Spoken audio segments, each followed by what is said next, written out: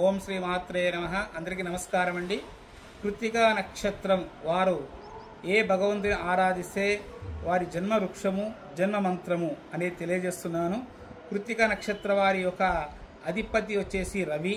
కాబట్టి ఓం అగ్నయే నమః అనే మంత్రాన్ని ప్రతిరోజు మీరు జపించడం వల్ల మీకు వచ్చేటువంటి సమస్యలు కొండంత వచ్చేది గోరంతలో వెళుతాయి. అదేవిధంగా ఓం అగ్నయే నమః అనే మంత్రము, అదేవిధంగా మేడి చెట్టుని ఎక్కువగా ఆరాధించడము, మేడి చెట్టు ఒక వృక్షాన్ని పెంచడము, ఇది చేయండి. 100% అభివృద్ధి దశ అనేది ఉంటుంది. అదేవిధంగా ఎక్కువ ఆరాధించాల్సినటువంటి రుద్రదేవుని, సూర్య భగవానుని ఎక్కువ ఆరాధించాలి. ఇలా చేసినట్లయితే జీవితంలో అభివృద్ధి అనేది ఉంటుంది.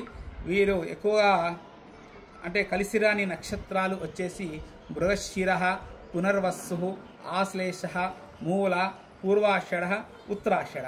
ఈ నక్షత్రం వారితో కొంచెం జాగ్రత్తగా ఉన్నా కానీ, ఈ నక్షత్రం ఉన్న రోజు కానీ మీరు కొంచెం జాగ్రత్తగా ఉంటే మీ జీవితంలో చాలా అద్భుతంగా ఉంటుంది.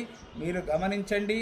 మీరు ఒక 6 నెలలు పాటించి చూడండి, మీరే మాకు తెలియజేస్తారు.